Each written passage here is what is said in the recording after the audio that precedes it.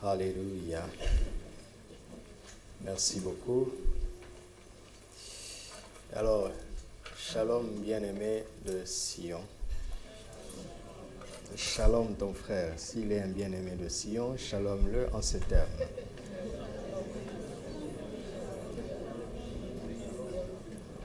Vous commencez à comprendre ce que ça veut dire? Un bien-aimé de Sion. Est-ce qu'il y a le peuple de Sion en ce lieu? Amen. Alléluia. Alors, demande à ton frère comment ça s'est passé hier pour lui.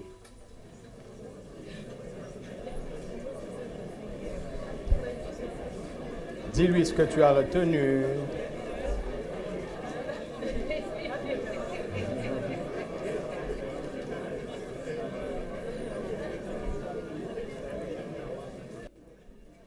Merci aussi pour ce temps de confession et de création.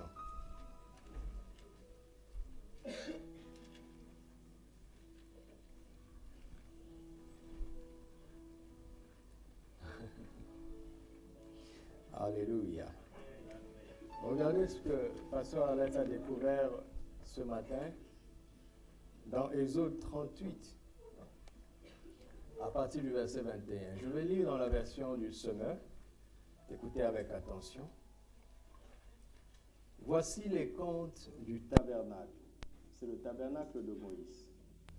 Voici les contes du tabernacle, de la demeure de l'acte de l'alliance, établi sur l'ordre de Moïse, par les soins des Lévites, sous la direction d'Ithamar, fils du prêtre Aaron. Bétzaleel, fils d'Uri, descendant de Our, de la tribu de Juda, fit tout ce que l'Éternel avait ordonné à Moïse. Assisté par Oholiab, fils de Ahisamak, de la tribu de Dan, qui était sculpteur, concepteur et brodeur en pourpre violette, en pourpre écarlate, en rouge éclatant et en fin lin. Écoutez, verset 24. Quantité d'or utilisée pour la construction et tous les ouvrages du sanctuaire, or qui avait été présenté à l'Éternel. Et c'est quelle quantité? 1000 kg et 122 grammes, pesés selon le poids en vigueur au sanctuaire. Donc pour faire ce tabernacle, il fallait 1000 kilos et 122 grammes d'or. Verset 25. L'argent apporté par les membres de la communauté dont on fit le recensement pesait 3440 kg et 235 grammes, selon le poids en vigueur au sanctuaire. Ce qui représentait, écoutez, c'est intéressant, ce qui représentait environ 5,7 grammes par tête pour tous les hommes de 21 ans et au-dessus qui furent recensés, c'est-à-dire 603 550 hommes. 603 550 hommes ont donné en moyenne 5,7 grammes d'argent. Verset 27. 3420 kg furent utilisés pour les 100 socles du sanctuaire et ceux du voile, soit 34,20 kg par socle. Vous voyez que Dieu tient bien les comptes. Les 20 kilos restants, vous voyez? Les 20 kg restants furent utilisés pour les crochets et les tringles reliant les piliers, ainsi que pour le revêtement des chapiteaux. Le peuple avait présenté à l'Éternel 2421 kg et 360 grammes de bronze. On en fit les socles de l'entrée, de la tente, de la rencontre, et l'autel de bronze avec sa grille et tous ses ustensiles. Les socles du parvis tout autour, ceux de l'entrée du parvis et tous les piquets du tabernacle du parvis. Exode 31, verset 1. avec les fils de pourpre violette, de pourpre écarlate, de rouge éclatant, on confectionna les vêtements de cérémonie pour faire le service dans le sanctuaire et les vêtements sacrés pour Aaron, comme l'Éternel l'avait ordonné. Alléluia. Ouais, Dieu tient avec attention les comptes de ce que le peuple a apporté pour la construction du tabernacle. Samedi sera un temps de prédication et de puissance. Nous allons prier pour les malades, nous allons prier pour des délivrances, et nous allons prier pour des situations de triomphe. Mais après tout ça, je vais vous partager les perspectives de la vision plénitude de vie. Sachons que Dieu tient les comptes de ce que nous apportons. Il tient les comptes. Et la qualité de ce qu'il va faire, la qualité de sa demeure au milieu de nous dépend de la qualité de notre offrande pour lui. N'est-ce pas? Ça, c'est pour nous qui apportons. Mais d'autre part, Dieu veille sur la gestion. Comment on utilise chaque centime. Ouais, Dieu regarde les kilos et il regarde les grammes. Ça, c'est pour le conseil qui gère. Nous rendrons des comptes. C'est pour ça que nous rendons des comptes aussi au peuple.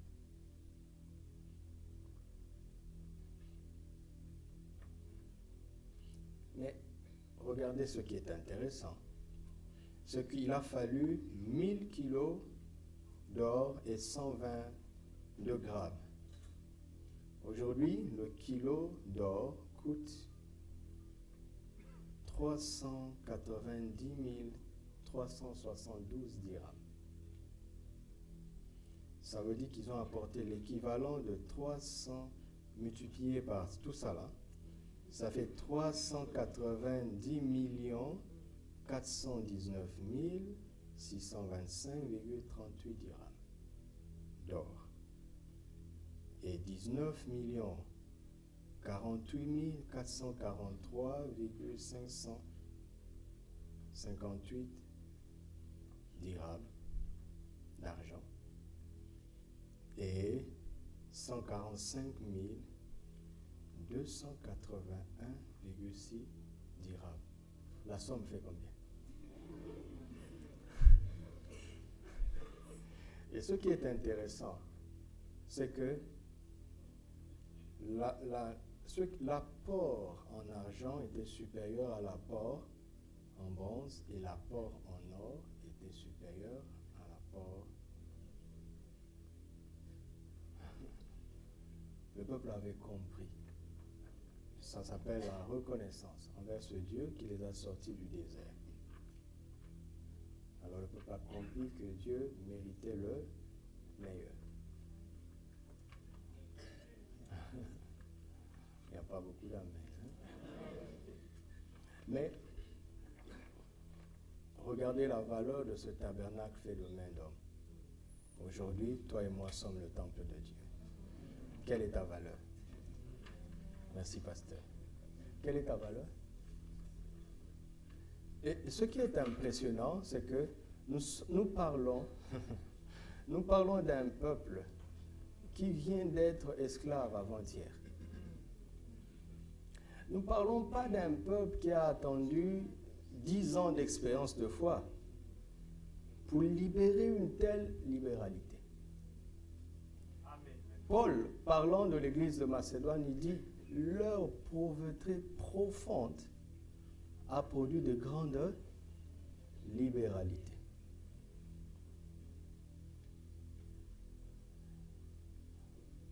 Écoute, si tu veux être compté parmi ceux qui donnent les moindres choses à Dieu, il suffit de commencer à réfléchir comme ceci. Quand j'aurai, je donnerai. Si tu raisonnes comme ça, je te promets que quand tu auras, tu ne donneras pas.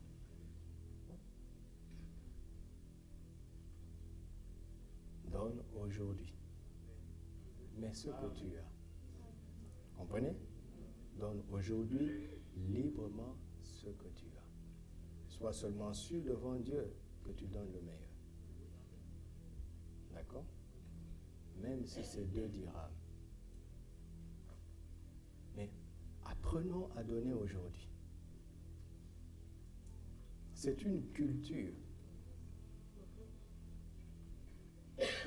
Alléluia. Ce soir, je vais simplement enseigner encore. Je vais faire comme Jésus, mon modèle. Il est dit qu'il a enseigné dans les synagogues et prêchait la bonne nouvelle du royaume et il guérissait toute maladie et toute infirmité. Alléluia. T'en fais pas. Samedi, je ne vais guérir personne. Mais j'espère que tout le monde soit guéri. Samedi, Jésus va guérir au travers de nous. Vous comprenez? Alors, si vous voulez que Jésus fasse aujourd'hui ce qu'il a toujours fait, il faut suivre ses méthodes. Alléluia. Écoutez-moi, et que ça reste dans nos têtes une fois pour toutes. Aucun homme ne pourra guérir un autre. Jamais. Il n'y a pas d'homme puissant sur la terre. Mais il y a un Dieu puissant qui se sert des hommes. Tu m'entends? Est-ce que tu m'entends? Il n'y aura jamais un homme puissant. Mais il y aura des hommes qui croient au Dieu puissant. Et qui seront des instruments. Alléluia. Et samedi, Christ va manifester sa puissance. Mais il faut que nous suivions ces méthodes. Pourquoi? Parce que, vous savez, la prédication agit sur le court terme. C'est l'enseignement qui agit sur le moyen et le long terme. Et une bonne prédication repose sur un bon enseignement.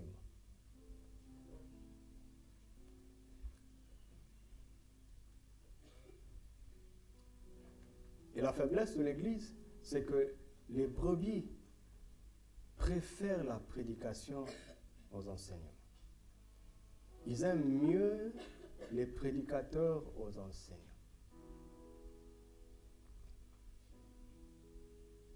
C'est une erreur grave. Jésus nous a montré comment il faut procéder. Seulement, nous devons être suffisamment humbles et respectueux pour le suivre. Vous m'entendez?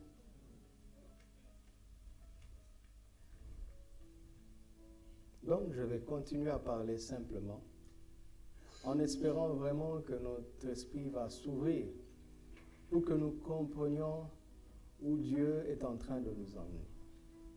Alléluia. Est-ce que vous avez commencé à comprendre hier? Est-ce que ça a été clair pour vous hier?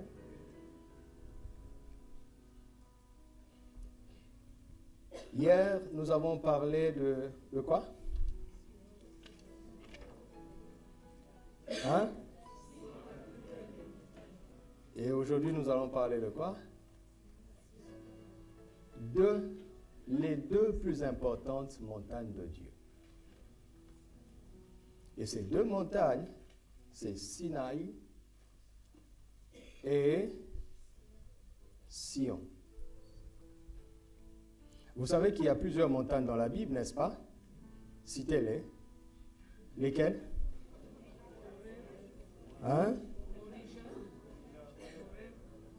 La toute première. Hein? Tu es presque. Ararat. Là où l'arche s'est arrêtée.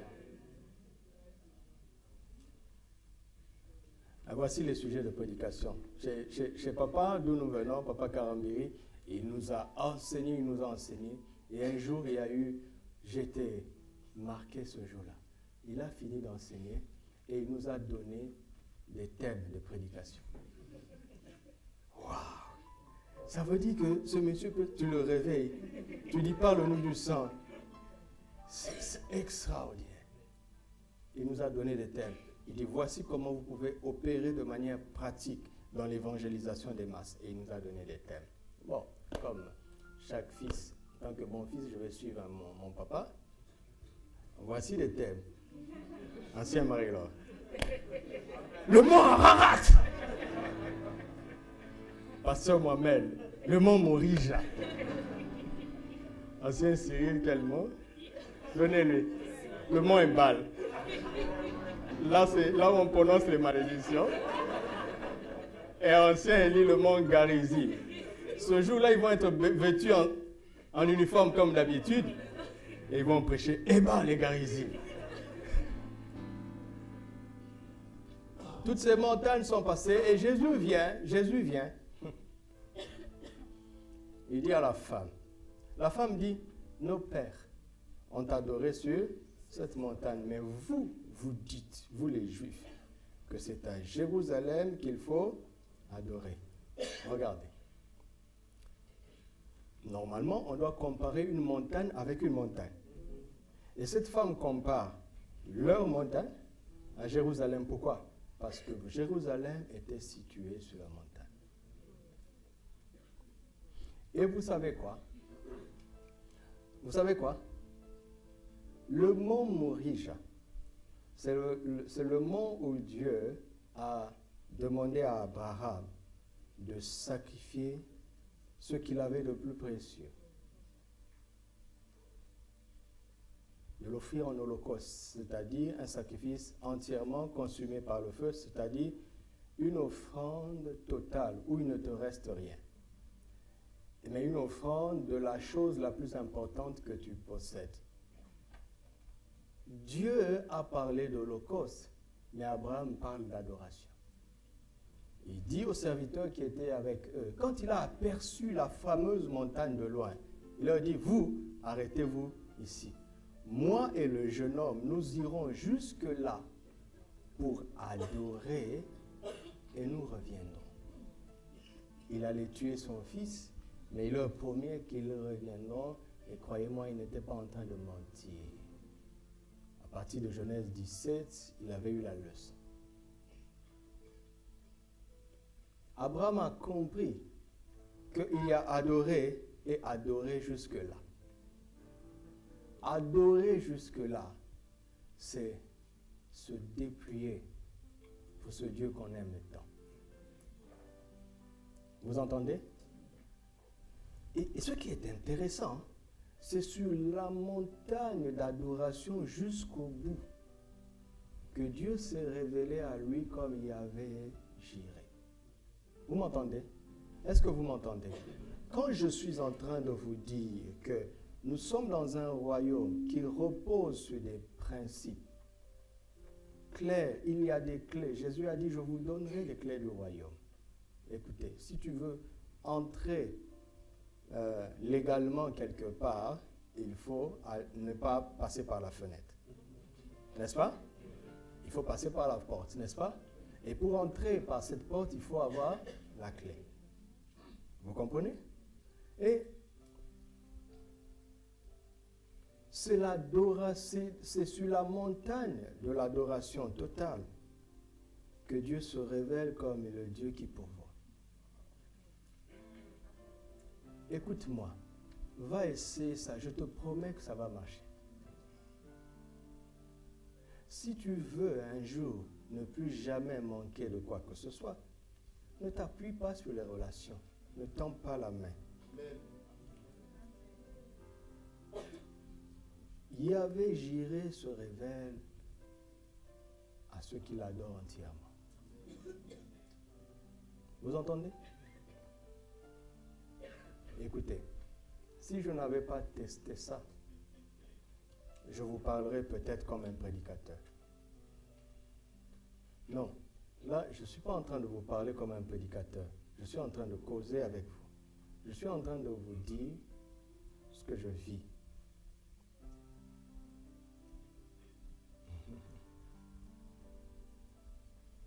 S'il y a quelqu'un à qui j'ai demandé de l'argent un jour ici, qu'il lève la main.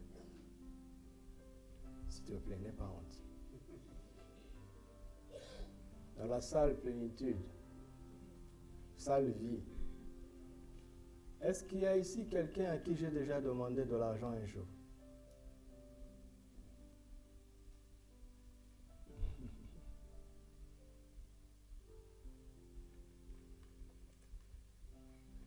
C'est ça. Tu as compris? Est-ce que tu as compris? Mais ce qui est intéressant, c'est que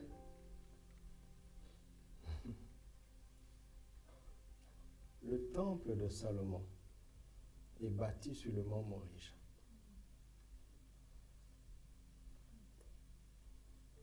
Et Jérusalem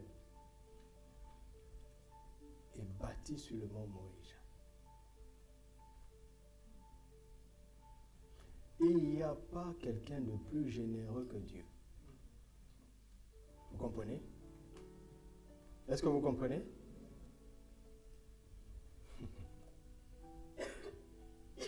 L'or et l'argent lui appartiennent. Est-ce qu'on a le droit de dire ça à l'église? Est-ce qu'on a le droit de parler d'argent à l'église? L'or et l'argent lui appartiennent, Agé 2:8. Mais, regardez. Regardez les enfants. Un enfant de 5 ans, tu l'aimes beaucoup. Tu vas quelque part, tu vois un beau jouet. Tu l'aimes tellement que tu veux lui faire plaisir. Tu achètes ce jouet pour l'enfant. Tu viens, tu lui donnes. Quand il reçoit ça, il est content. Tu reviens le lendemain, il a déjà tout cassé. Oui ou non? Et quand tu reviens, toi, tu ne vois pas le jouet cassé, mais tu vois des dirhams jetés par terre. N'est-ce pas? Pourquoi? Parce qu'il n'en connaît pas la valeur. Jésus a dit, on ne jettera pas les perles au poisson. Vous comprenez pourquoi Dieu ne signe pas de chèque en blanc pour nous? Parce que l'immaturité fait qu'il sait que tu ne connaîtras pas la valeur de ces perles. Observez la nature, vous allez comprendre comment Dieu nous regarde. Chaque miette du ciel a de la valeur. N'est-ce pas? Chaque miette. Même les plus petites choses qui viennent de lui ont de la valeur. Mais il ne veut pas les gaspiller. Que ton cœur soit entier pour Dieu, je te promets que tu ne manqueras de rien. Alléluia. Vous voyez, j'ai prêché déjà sur le mont Moriah. Parce que je participe dans l'onction de mon Père.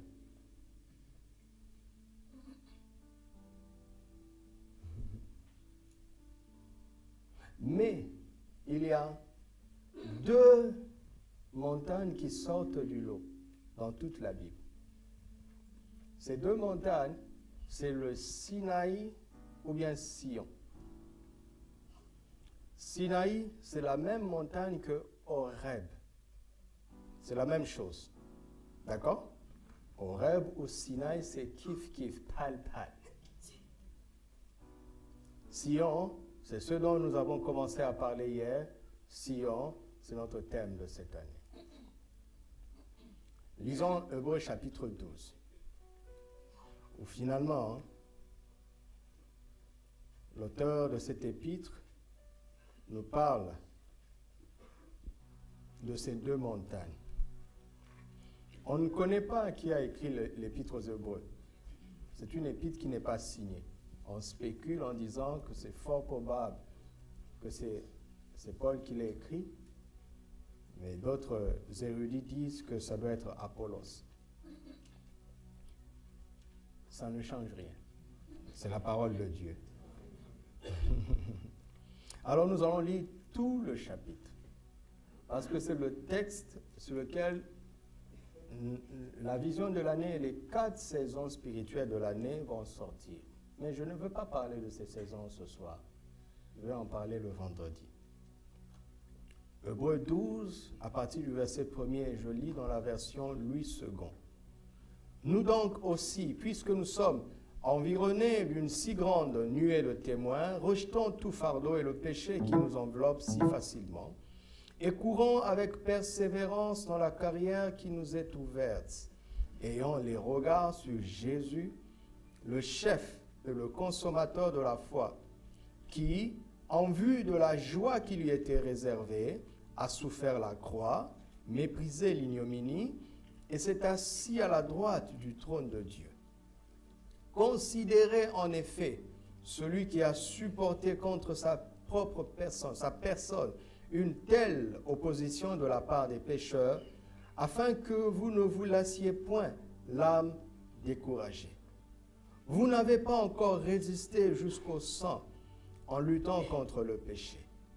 Et vous avez oublié l'exhortation qui vous est adressée comme à des fils. Mon fils, ne méprise pas le châtiment du Seigneur et ne perds pas courage lorsqu'il te reprend. Car le Seigneur châtie celui qu'il aime et il frappe de la verge tous ceux qu'il reconnaît pour ses fils. Supportez le châtiment. C'est comme des fils que Dieu vous traite. Car quel est le fils qu'un père ne châtie pas?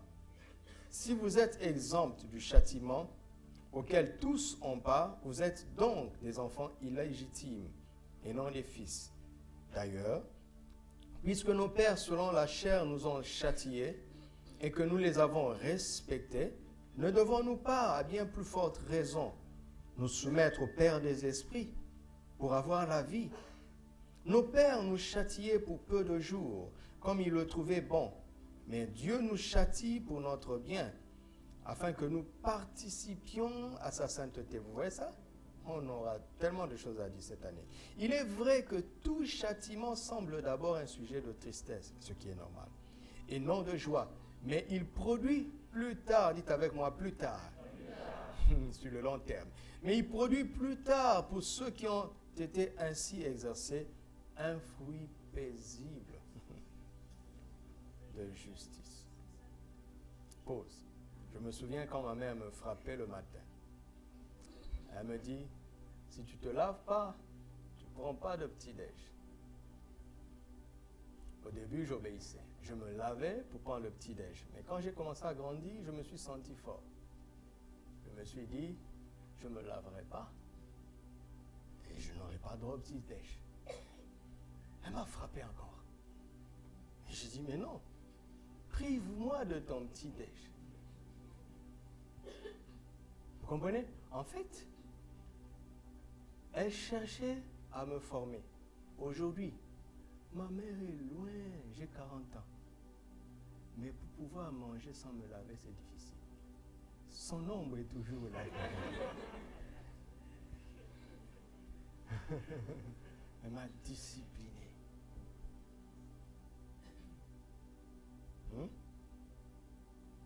Et nous allons vous discipliner. Ah, vous êtes sages, vous avez dit Amen. Dites-le très fort. Amen.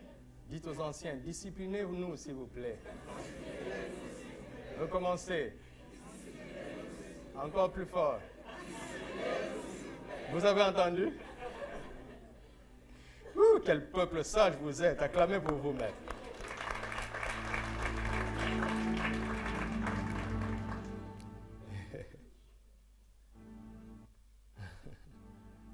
Verset 12. Fortifiez donc vos mains languissantes et vos genoux affaiblis, et suivez avec vos pieds des voies droites, afin que ce qui est boiteux ne dévie pas, mais plutôt se raffermisse.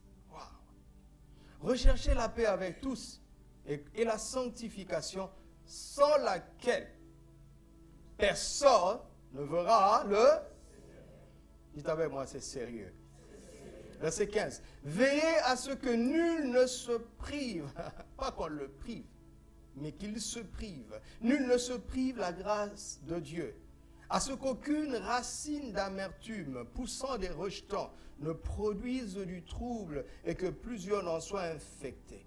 À ce qu'il n'y ait ni impudique, ni profane, comme Ésaü qui pour un mais vendit son droit d'aînesse. Vous savez que plus tard, Voulant obtenir la bénédiction, il fut rejeté.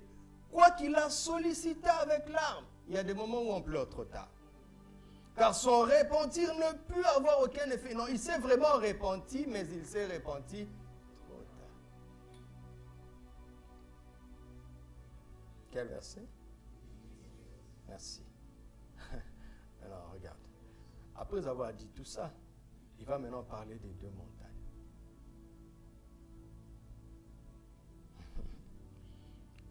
Vous ne vous êtes pas approché d'une montagne qu'on peut toucher et qui était embrasée par le feu, ni de la nuée, ni des ténèbres, ni de la tempête, ni du retentissement de la trompette, ni du bruit des paroles, tels que ceux qui l'entendirent demandèrent qu'il ne leur en fût adressé aucune de plus, car ils ne supportaient pas cette déclaration. Si même une bête touche la montagne, elle sera lapidée.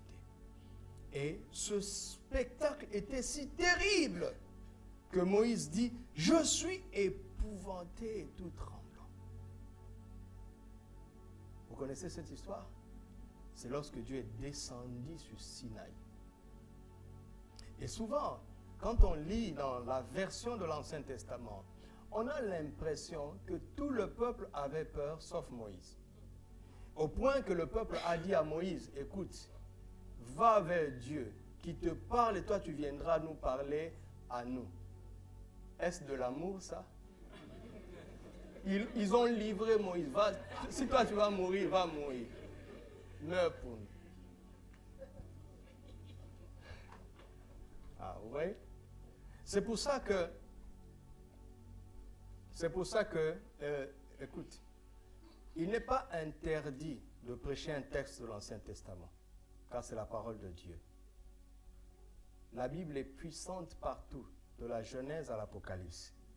Mais quand votre texte de base se trouve dans l'Ancien Testament, arrangez-vous pour conclure dans le Nouveau Testament. D'accord? Sinon, vous allez donner des vérités approximatives, ou bien des vérités limitées, et parfois des vérités dépassées. Vous comprenez? Par exemple, vous voyez dans le Nouveau Testament, Jacques nous dit qu'Élie était de la même nature que nous. Il a fermé le ciel pendant 3 ans et 6 mois. Allez dans 1 roi, vous ne verrez pas la précision du temps.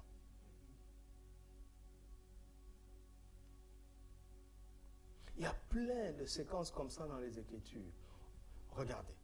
Vous allez voir Jude nous dire comment Satan s'est disputé le corps de Moïse avec l'archange Michel.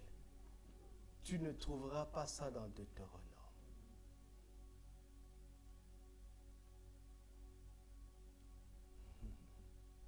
Lorsque Jésus commence son ministère dans Matthieu, la Bible dit, le peuple du territoire de Zabulon et de Nephtali qui était assis dans les ténèbres. Mais le texte dont il fait allusion ne dit pas qu'ils étaient assis, mais qu'ils marchaient dans les ténèbres. La précision se trouve dans la Nouvelle Alliance.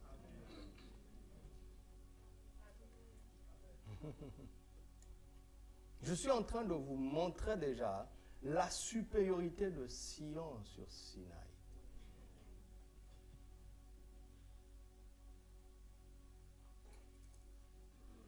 Parce que les prophètes de l'Ancien Testament entendaient le Saint-Esprit de l'extérieur. Nous entendons le Saint-Esprit de l'intérieur. Oui, aujourd'hui, il y a des prophètes, et je le crois, il y a des prophètes. Et je vous ferai venir un prophète cette année. Il viendra du Congo. C'est un ami à moi. C'est un prophète authentique. D'ailleurs, quand il viendra ici, il ne vous dira pas qu'il est prophète. Mais j'ai déjà dit, quand il viendra, ne l'appelez pas prophète. Vous allez le frustrer, il n'aime pas ça. Mais je vous promets que c'est un prophète. Les prophètes existent encore aujourd'hui. Mais dans la Nouvelle Alliance, l'esprit qui fait parler les prophètes habite en toi.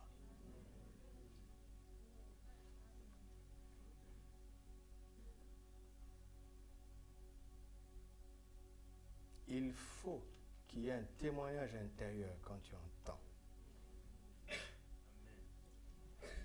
L'ancien, lui, m'a donné une prédication il y a quelques jours, une très belle prédication.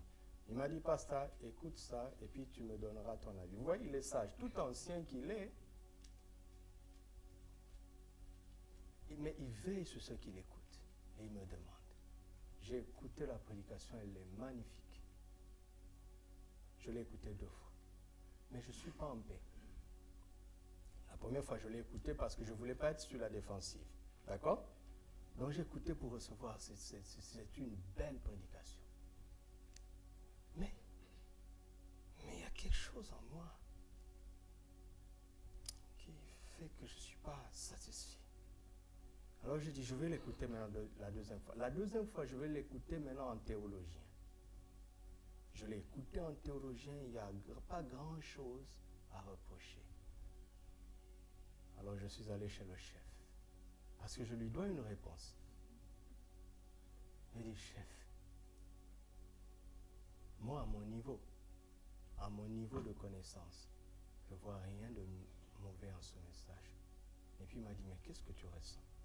Je dis, je ne me sens pas bien. Il a dit, oui, c'est moi, je suis en toi.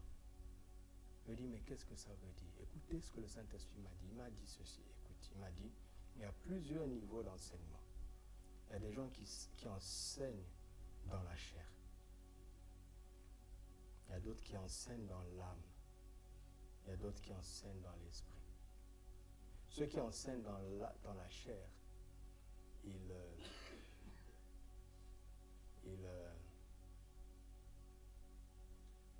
n'honorent pas la parole. Non, ils distillent des mensonges, hein, pour les intérêts. Et c'est conscient. Mais il dit, ceux qui enseignent dans l'âme, ils limitent l'inspiration par leur intelligence ou leur culture. Ils ne disent pas forcément des faussetés, mais ils ne peuvent pas être allés jusqu'au bout de la révélation parce qu'ils restent dans l'âme. Et il dit, il y a ceux qui enseignent dans l'esprit. Eux, quand ils sont devant la parole, ils mettent de côté leur raisonnement, leur acquis, leur culture, leur doctrine. Ils sont toujours prêts à se repentir quand Dieu leur dit, jusque-là tu croyais ça, mais maintenant je veux t'emmener là. Ça, c'est ceux qui enseignent dans l'esprit. Et j'ai compris que ce frère a enseigné dans l'âme. Son message est correct. C'est pour ça que théologiquement, je n'avais aucun reproche, mais son message est limité. Le reste, je lui dirai parce que c'est lui qui m'a demandé. Vous comprenez? Il faut faire grandir votre communion avec l'esprit. Sinon, soit vous vous laisserez tromper par quelqu'un qui enseigne dans la chair, ou vous vous laisserez limiter, borner par quelqu'un qui enseigne dans l'âme. Vous m'entendez? Et quand tu enseignes dans l'esprit, tu n'as pas besoin, il n'y a pas d'artifice. La parole est toute suffisante elle-même. Il n'y a rien à ajouter. Vous savez, écoutez Jésus, il a dit, il ne faut rien ajouter, rien retrancher.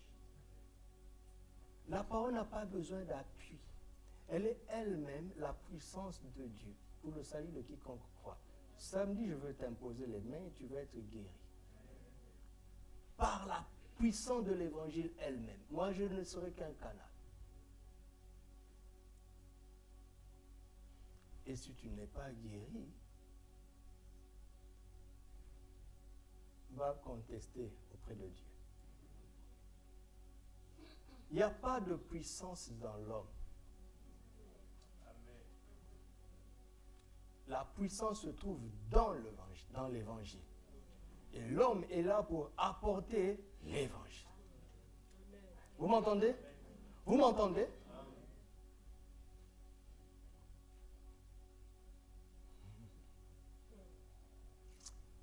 Marc 16, 20, je vous l'ai dit dernièrement. Et le Seigneur, faisait quoi? Affiche, comme ça on va être précis. Marc 16, 20. Le temps est déjà fini. Marc 16, 20. Et ils s'en allaient partout prêcher, n'est-ce pas? Et le Seigneur travaillait avec eux et confirmait la parole par les miracles qui l'accompagnaient. Vous vous souvenez?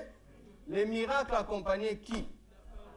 Pas les apôtres. Sinon, on dirait par les miracles qui les accompagnaient. Vous entendez ça?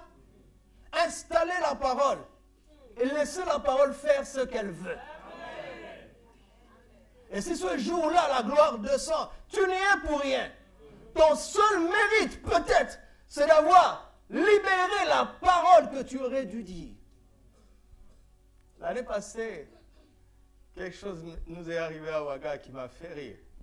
Nous étions logés chez la sœur de mon épouse. C'est une maison avec rez-de-chaussée, le premier niveau. Et le dernier fils de notre sœur s'est vraiment attaché à moi. On a passé de bons moments ensemble. Alors, il passait tout son temps avec moi. Et Arlette était en bas avec sa sœur, causant avec sa sœur. Et il était temps pour nous de partir. J'ai entendu Arlette et sa sœur dire au petit, va dire à tonton que nous allons partir. J'ai entendu. D'accord? Et j'étais en train de me chausser. Le petit est venu dire, tu es assis là, non? Ils vont partir te laisser.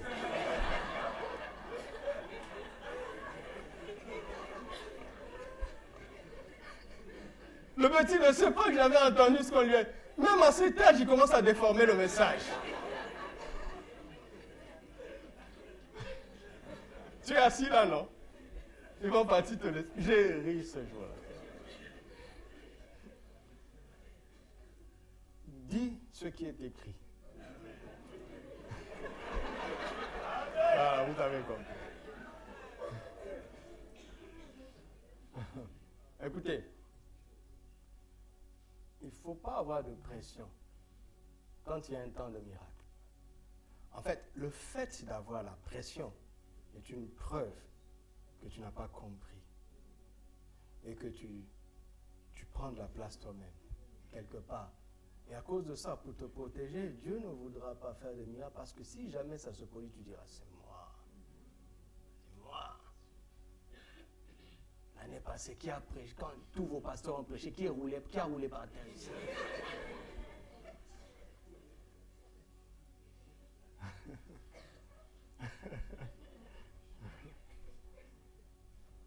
Vous m'entendez? Il ne faut pas avoir de pression quand tu dois conduire la loi. Il faut avoir la crainte de Dieu. Ça, je vais en parler, j'espère. C'est deux choses différentes. Revenons dans Hébreu. Vous allez voir ce qui se passe dans Sinaï. Donc, j'étais en train de dire que même Moïse lui-même était épouvanté, n'est-ce pas? Moïse lui-même avait peur. Mais pourquoi Moïse s'est permis de monter? Parce que toute cette terreur était là comme un châtiment d'un père à ses enfants parce qu'il les aime. Ce qui est dit au début a sa place. Vous comprenez? Donc, tout est question d'attitude. Aimes-tu la correction ou pas? Si tu n'aimes pas la correction, tu fuiras. Si tu aimes la correction, tu t'approcheras. Si tu aimes la correction, tu ne cacheras pas ce que tu fais. Et tu accepteras même qu'on te corrige, qu'on te reprenne, parce que tu sais que c'est une occasion de faire mieux. C'est pour cela que nous allons à Ouaga et nous disons, voici ce que nous faisons. Nous savons qu'il se peut qu'on nous dise, là, c'est pas bon, là. Mais tant mieux qu'on me dise ça. Sinon, je vais continuer dans une voie qui ne va pas payer. Mais si tu n'aimes pas ça, tu vas te cacher.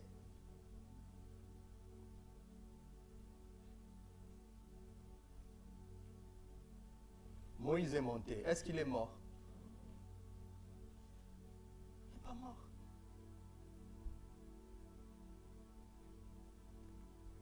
Je ne veux pas voir d'hypocrisie ici. Vous m'entendez? Parce que si tu te caches, Dieu va t'exposer. Mais si tu t'exposes, Dieu va te couvrir et te soigner. J'ai tellement testé ça. Pour moi, c'est comme de la blague. J'ai mis du temps à apprendre à cette dame ce secret. Quelqu'un vient, il nous ment. Elle a le discernement plus poussé que moi. Puis elle se fâche. Je dis, mais pourquoi tu restes calme? Il nous prend pour qui? Calme-toi. Ça finit toujours comment? Parce que quand moi je rentre, elle dit, papa, il m'a menti.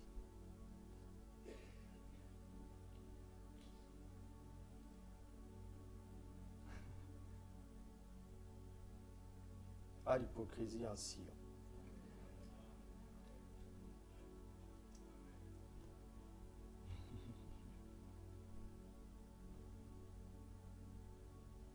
Écoute, si tu continues à faire quelque chose que tu sais n'est pas être une bonne chose, il y a deux possibilités. Soit tu es un vrai rebelle, alors ta place n'est pas ici. Mais soit tu es un esclave. Tu ne sais pas comment vaincre. Nous allons t'aider. À moins que tu choisisses de rester esclave définitivement. Vous avez vu Ésaü? Il y a des moments où la repentance vient trop tard.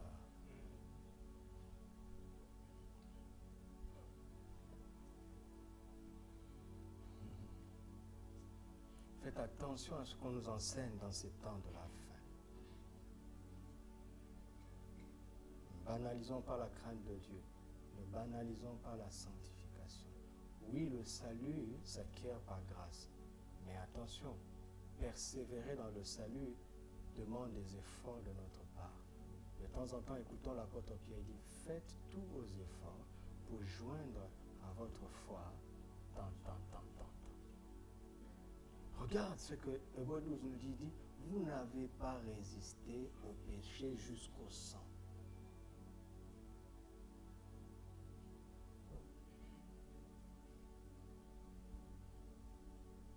Le salut est gratuit. Demeurer dans le salut demande quelque chose. Vous savez, mais il y a tellement de mauvais évangiles qui circulent. Et quand je parle de mauvais évangiles, je ne suis pas en train de parler des faux pasteurs là qui sont là. Je suis en train de parler de certains grands pasteurs qui ont tellement découvert la grâce qu'ils ont basculé dans l'extrême. Et sont en train de se reproduire et susciter des chrétiens d'une légèreté qui n'a pas de nom. Faisons attention.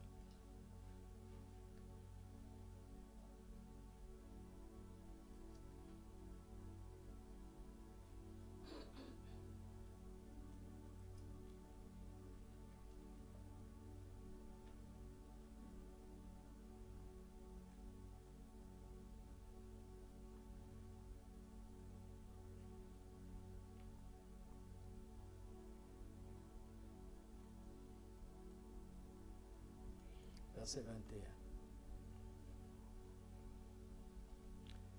21. Et ce spectacle était si terrible que Moïse dit, je suis épouvanté et tout tremblant.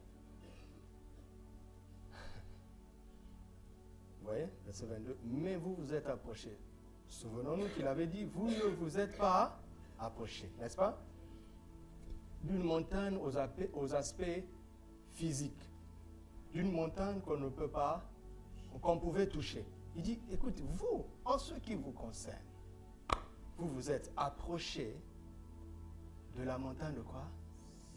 Première information, ça veut dire que la montagne de Sion, on ne la touche pas. Ce n'est pas comme Sinaï, une montagne physique.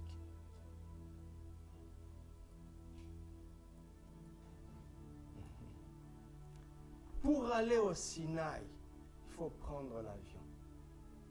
Mais Sion peut te rejoindre là où tu es.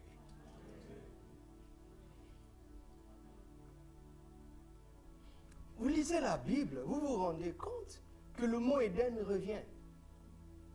Dieu dit, je changerai ce désert en Éden. Vous avez médité ce matin le torrent de vie? Vous avez médité ce matin? Il dit, je transformerai son désert en Éden. Quoi?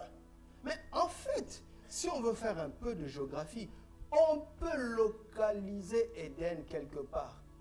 Parce que l'Euphrate existe jusqu'aujourd'hui. Ce jardin aurait existé au Moyen-Orient là-bas. Mais dites-moi, si Éden est un jardin physique, pourquoi Dieu va mettre des chérubins pour empêcher d'y avoir accès? Des chérubins invisibles. Réfléchissez. Éden était une dimension spirituelle de vie, de délices et d'abondance que Dieu donne à l'homme qui est en communion avec lui et qui consomme l'arbre de la vie.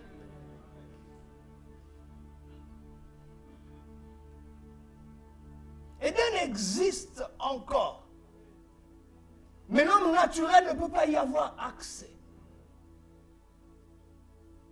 Et Dieu est tellement fort qu'il a pris ce peuple, il a sorti de l'Égypte, il a fait traverser le désert.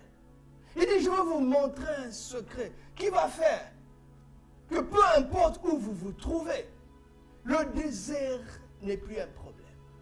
Je vais vous montrer le secret d'un parcours spirituel. Je vais vous montrer le secret d'un rituel physique qui va emmener ma présence, l'arche de l'alliance. Mais pour arriver là-bas, il faut commencer par le parvis. Tu commences par l'autel des holocaustes. Tu ne peux pas entrer dans sa présence sans sacrifier pour tes péchés. Premier pas, c'est l'autel des holocaustes. Tu viens avec un animal, tu poses ta main dessus. Il y a transfert de ta culpabilité sur cet animal. On le tue. Et tu prends le sang et tu verses sur l'autel des holocaustes. Et à partir de ce moment, tu as le droit d'aller plus loin. Et quand tu dépasses l'autel des holocaustes, tu trouves ce qu'on appelle la cuve des reins. Le seul élément du tabernacle qui n'avait pas de mesure. C'est un bassin rempli d'eau, au fond duquel il y a des miroirs. C'est là où on fait les ablutions pour se purifier. Mais Dieu veut que quand tu te laves avec cette eau, que tu te mires. Jacques nous dira plus tard que si quelqu'un entend la parole et ne le met pas en pratique, il est comme quelqu'un qui oublie son visage naturel après avoir regardé au miroir. Il dit, ma parole, Jésus a dit, vous êtes purs à cause de la parole. Ma parole purifie, mais ma parole vous montre votre visage. La parole te montre comment moi je te vois. Je ne veux pas que tu t'approches de moi avec une mauvaise mentalité de toi-même. Pour aller plus loin dans la présence de Dieu, il faut le sang qui purifie le péché, mais il faut aussi le renouvellement de l'intelligence.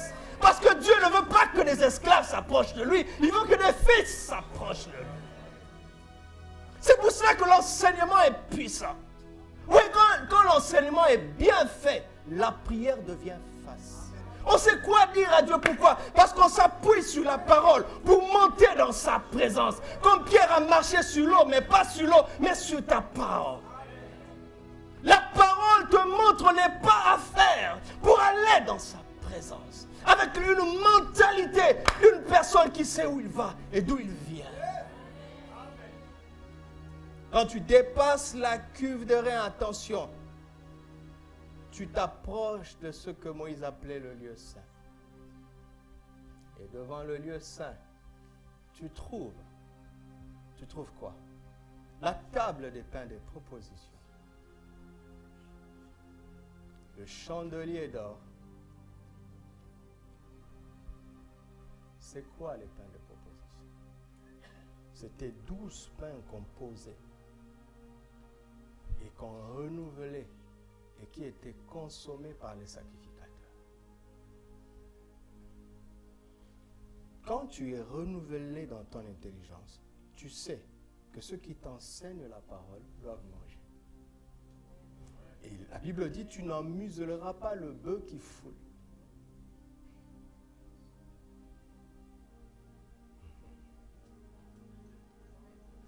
Tu sais que celui qui porte les armes et celui qui va au combat auront la même récompense. Tu sais que les ministères qui sont à temps plein ont sacrifié leur droit de travailler. Mais ils doivent vivre. Quelqu'un qui s'approche vraiment de Dieu comprend ça instinctivement, intérieurement. Ça ne s'enseigne pas. Il sait que pour mieux connaître Dieu, il a besoin d'être enseigné. Et Dieu passe par des hommes pour l'enseigner. Alors il pourvoit pour le pain de ces hommes-là. Je n'ai pas honte de le dire, c'est la parole de Dieu. Dimanche, nous allons consacrer 2 personnes en temps plein. Ça fera 2 de plus. Il y aura 4 personnes à temps plein.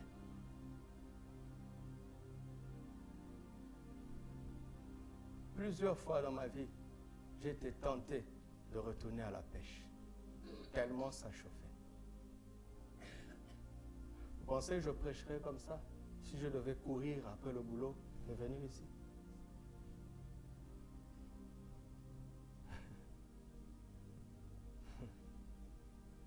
Et après les tables de pain de proposition, il y a le chandelier. La seule lumière du sanctuaire qui était couverte en peau de dauphin.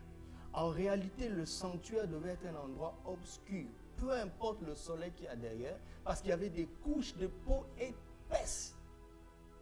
Dieu ne voulait pas de moindre rayon de soleil dans son sanctuaire.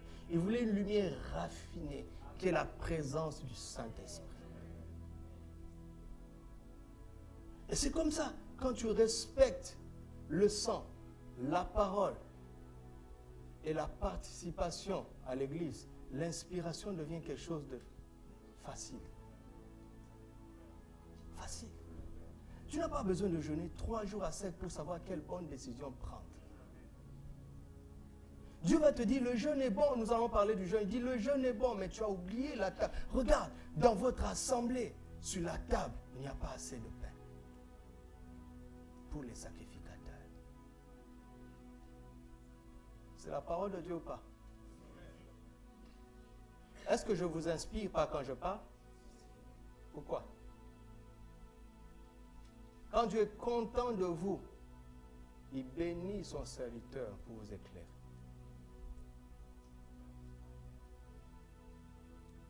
Et après, il y a l'autel des parfums, symbole d'adoration.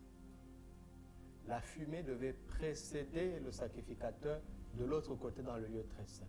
Il y entrait 1 fois par an, mais il brûlait l'encens chaque jour. L'adoration te précède dans sa présence. Mais Jésus nous l'a dit, hein? Les vrais adorateurs l'adorent comment? En esprit et en vérité. La vérité, c'est la parole. Elle est dans la cuve des reins. L'esprit, c'est le chandelier.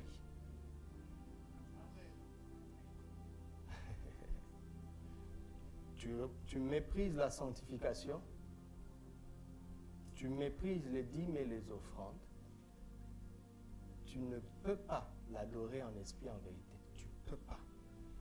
Parce que c'est le Saint-Esprit qui inspire notre adoration.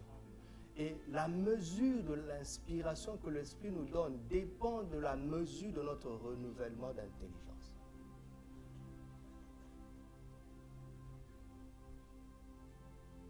Mais ce jour-là, une fois l'an, le jour du Yom Kippour, le jour de l'expiation, 1 fois par an, le souverain sacrificateur avait le droit d'entrer, mais non sans le sang. Il venait avec le sang pour verser sur le couvercle de l'arche, appelé le propitiatoire, c'est-à-dire ce qui te rend favorable, propice à Dieu.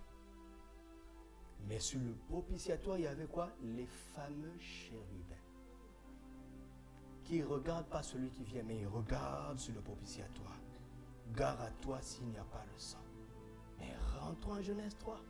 C'est les mêmes chérubins qui avaient fermé la porte d'Éden. Dieu est en train de nous dire, voici la solution pour entrer de nouveau en Éden. Viens avec le sang précieux de Jésus.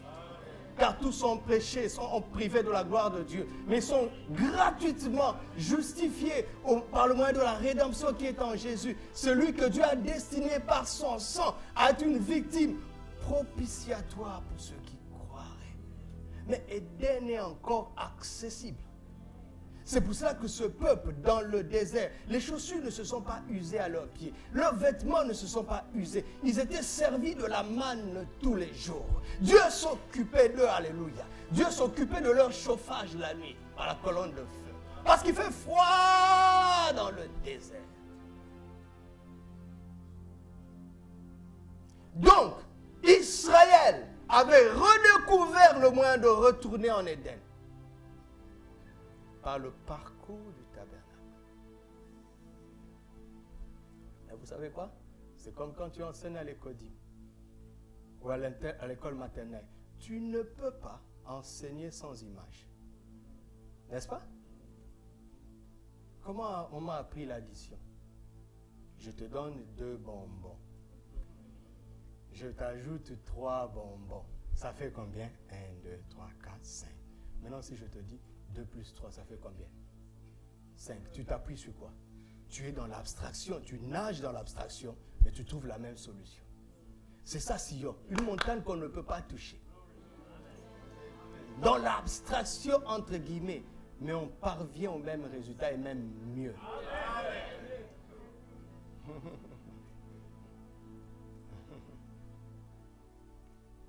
Mais l'auteur aux Hébreux est en train de nous dire, écoutez, tous les éléments du Sinaï sont présents dans Sion, sauf que ce n'est pas visible. C'est le même Dieu qu'on doit craindre. Mais il y a des nuances. Eux, ils étaient terrorisés. Nous devons être remplis de crainte. Comment faire la différence entre la peur et la crainte de Dieu? Hein? Comment faire la différence? Première information, l'homme a connu la peur pour la première fois quand il a péché. Écoute-moi, tant que tu n'as pas péché, refuse d'avoir peur. Alléluia. Amen. Vous m'entendez? C'est pour ça que Jésus dit, mais ne vous inquiétez pas de l'avenir, Seigneur. Non, ne t'inquiète pas, parce que votre Père sait. Mais les mots de Jésus sont simples, hein, mais écoutez-les attentivement. Il dit, votre Père sait. Plus tard, Jean va nous dire, tel Père, tel Fils. S'il est ton papa, tu es supposé être saint. Dans la position de sainteté, la peur n'a pas lieu d'être. Tout le monde ici se pose des questions. Dieu ne nous a pas dit avec précision ce qui va se passer demain. Dieu t'a dit ce qui va arriver le 29 octobre 2017. Mais pourquoi on est rempli d'assurance? Parce qu'il n'y a pas de péché. Quand il n'y a pas de péché, il n'y a pas de danger. Je recommence. Quand il n'y a pas de péché, il n'y a pas de danger. Mais si tu as péché, répands-toi vite, confesse. Il est fidèle et juste pour te pardonner toute iniquité. Et quand tu es pardonné, la peur n'a pas sa place, mais plutôt la foi. Alléluia. Adam a eu peur pour la première fois parce qu'il a péché. Vous comprenez? Vous avez compris la peur. Maintenant la crainte. Comment faire la nuance? Jean va nous dire, il n'y a pas de crainte dans l'amour. Car, quoi? L'amour parfait bannit la peur.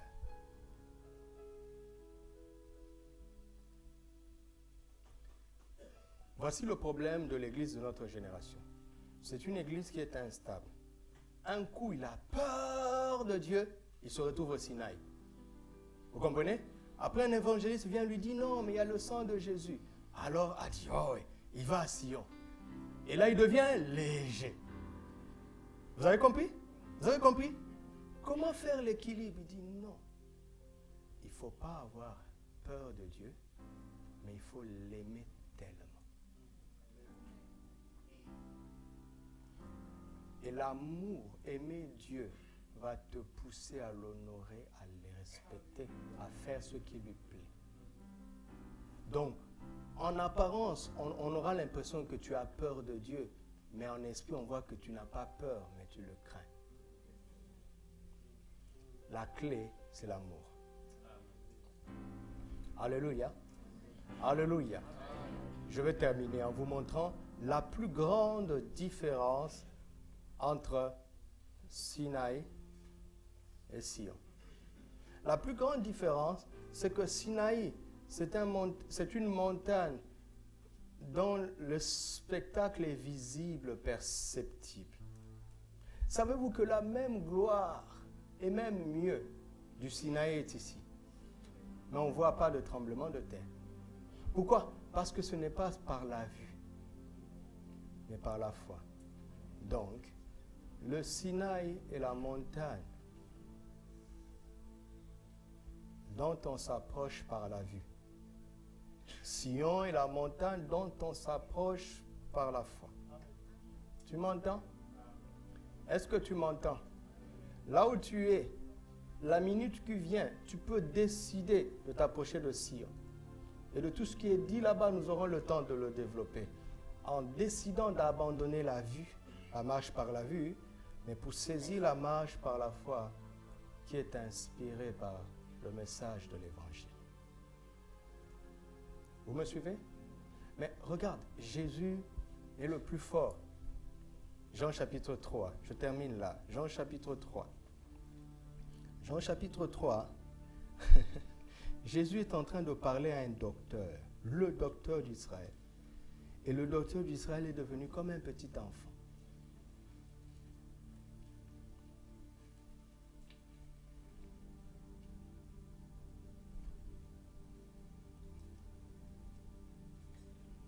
Jean chapitre 3, regardons le verset 9.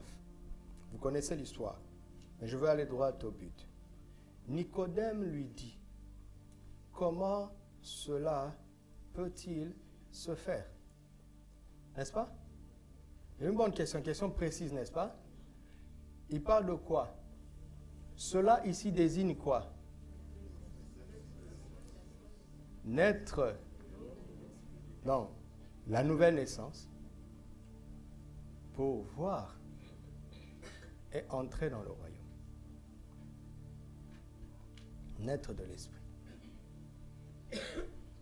Nicodème dit, mais comment ça peut se faire?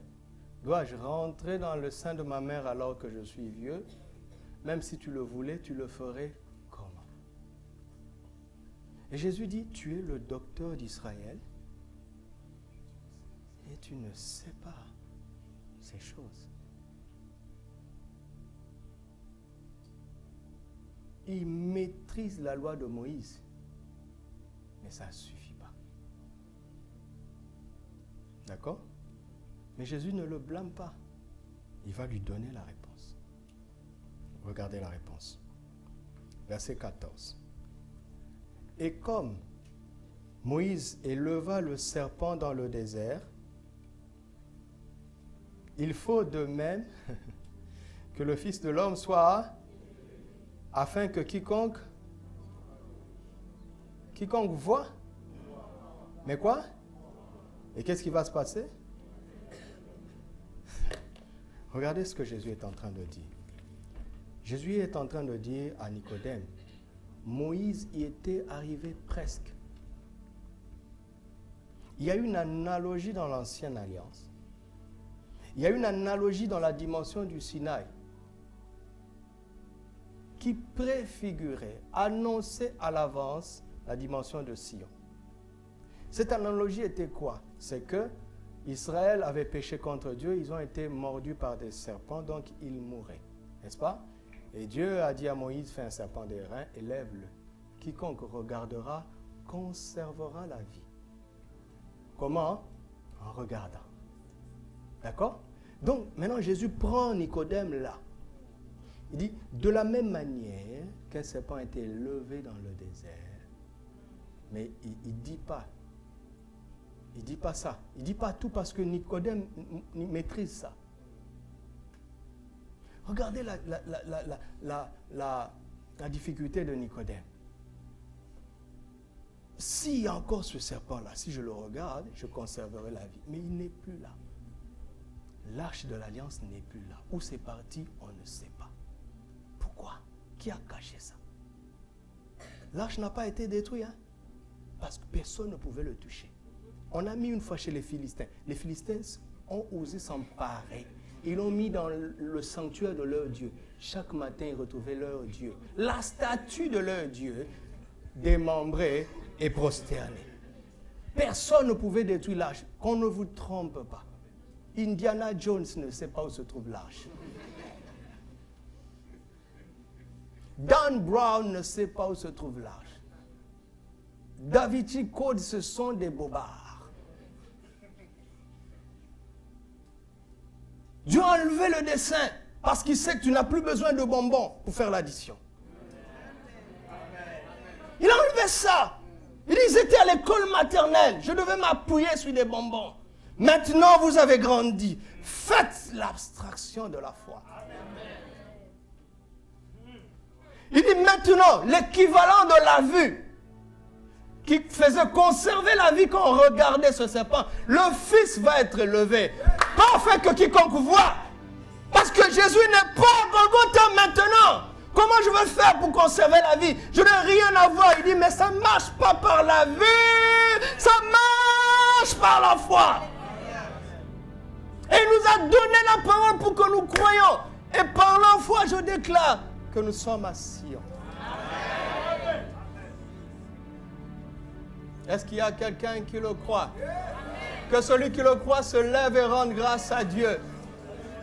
Parce que nous sommes à Sion. Nous sommes maintenant à Sion. C'est une montagne qu'on n'a pas besoin de toucher. Ce sont les tremblements qui sont dans notre esprit par la crainte de Dieu. On n'a pas besoin de tremblements de terre, on a besoin de craindre Dieu. Et de résister jusqu'au sang à ce péché qui environne si facilement. Je crois que Jésus est en ce lieu. Je crois que nous sommes environnés d'une nuée de témoins. Je crois que nous sommes approchés de cette montagne. De myriades des anges qui sont en ce lieu. Je crois que ici est la montagne de Sion. Je crois que je me tiens à Sion constamment. À l'église ou à la maison. Sur la route ou dans ma chambre. Au travail ou à l'école. Par la foi, je demeure à Sion. Par la foi, je partage avec Dieu sa résidence. Par la foi, je crois que mon corps est le temple du Saint-Esprit. Par la foi, par la foi, par la foi. C'est ici Sion par la foi. C'est ici Sion par la foi. Le sang qui parle mieux que celui d'Abel parle à notre faveur, afin que nous puissions nous approcher du trône de la grâce avec assurance et être secourus dans nos besoins et pouvoir de nouveau expérimenter Éden. Aucun chérubin ne peut m'empêcher d'y avoir accès. Parce que le sang le plus précieux qui soit parle à mon faveur. Le sang de Jésus parle en ta faveur. Le sang de Jésus parle en notre faveur. Merci pour le sang. Un cantique qui célèbre le sang de Jésus. Merci pour le sang de l'agneau. Merci pour le sang de la croix.